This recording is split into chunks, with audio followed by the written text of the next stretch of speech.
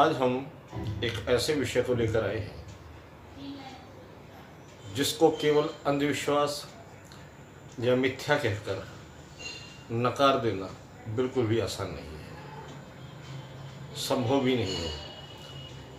अपने व्यक्तिगत जीवन में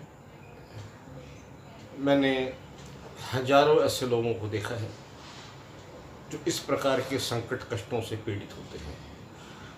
इसे हम कहते हैं किसी व्यक्ति का तांत्रिक क्रिया पीड़ा से का शिकार होना या किसी ऊपरी हवा के असर में आ जाना।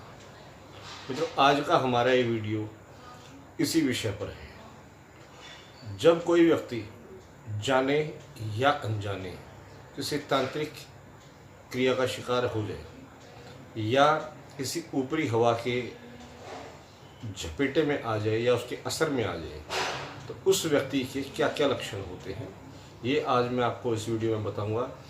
और लक्षणों के बाद मैं आपको बताऊंगा कि हम पर ये प्रभाव कैसे होते हैं। तो वीडियो को शुरू करते हैं। सबसे पहले मैं लक्षण बताता हूँ कि यदि किसी व्यक्ति पर ऊपरी हवा का असर है या उस पर किसी की जानबूझकर कराई हुई या अनजाने में हुई किसी प्रकार की तांत्रिक क्रिया पीड़ा का असर है। तो सबसे पहले तो ऐसे व्यक्ति का पूरा शरीर, कंधे, कमर, पैर ये दुखते रहते हैं, पूरा शरीर दर्द करता है, आँख बंद करके पड़े रहने का मन करता है, किसी से बात करने का मन नहीं करता।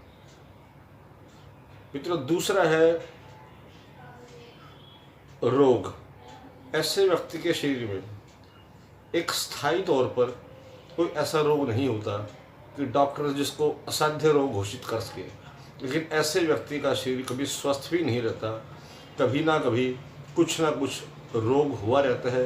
पैसे डॉक्टर को जाते रहते हैं, डॉक्टर खुद तय नहीं कर पाते, स्पष्ट नहीं कर पाते कि रोग क्या है, और दवाई असर करना बंद कर देती है। जी हाँ, दवाई कोई असर करती नहीं, शरीर में लगती नहीं, और खाना खाने का मन करता है, लेकिन खाना खाने बैठो तो भूख नहीं लगती।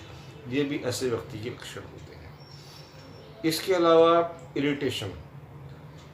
यदि कोई कुछ बोलता है घर में, परिवार में, तो ऐसा मनुष्य इरिटेट होता है कि इसने ऐसा क्यों बोला, उसको अंदर से गुस्सा आने लगता है, उसको किसी का बोल नहीं सुहाता। इसको आप ऐसा भी बोल सकते हैं। तो ये भी एक लक्षण ऐसे व्यक्तियों में होता है। इसके अलावा मित्रों, अक्सर ये भी होता है कि कपड़ों में, नए कपड़ों में भी अपने आप छेक हो जाते हैं और आदमी समझ नहीं पाता कि ऐसा क्यों हो रहा है। नवरात्र, पूजा पाठ, दिवाली आदि के दिनों में जब घर में जोत बत्ती, पूजा पाठ अधिक होता है, उन दिनों के बाद ऐसे घरों में कष्ट, तकलीफ, पीड़ा बढ़ जाती है। घर में क्लेश होने लगता है, बच्चे कहाँ मानना बंद कर देते हैं।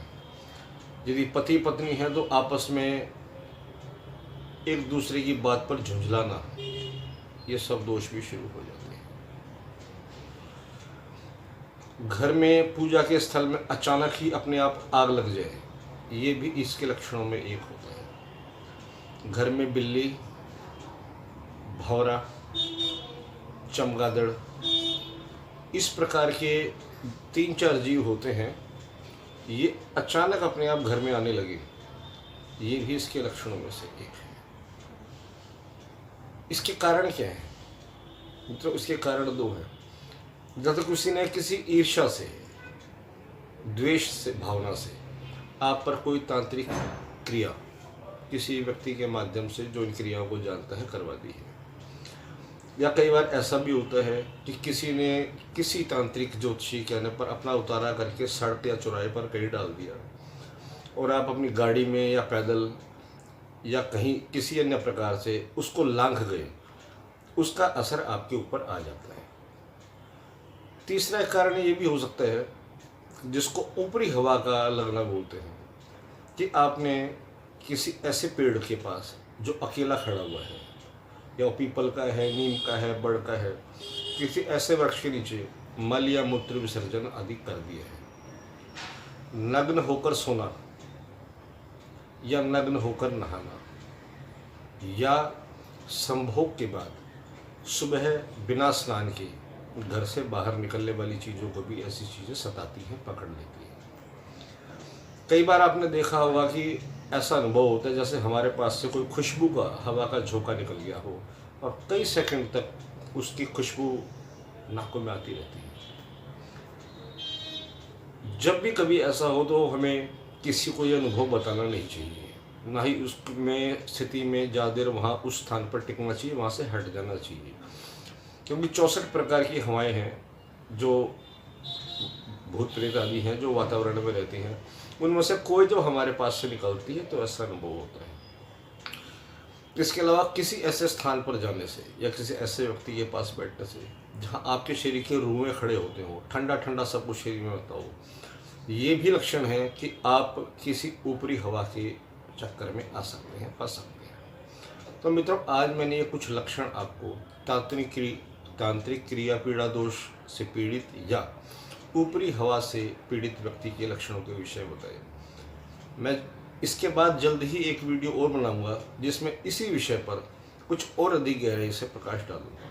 मित्रों, जो लक्षण मैंने बताए हैं ये आवश्यक नहीं कि एक ही व्यक्ति या एक ही परिवार में सारे के सारे ही हों। इनमें से अगर कुछ भी हैं तो आप निश्चित मानिए कि आप पर किसी न किसी संकट का, कष्ट का प्रभाव है और दिनों दिन वक्त के साथ ये तकलीफें बढ़ती भी चली जाती हैं। इसलिए आप किसी विशेषज्ञ का परामर्श अवश्य लें।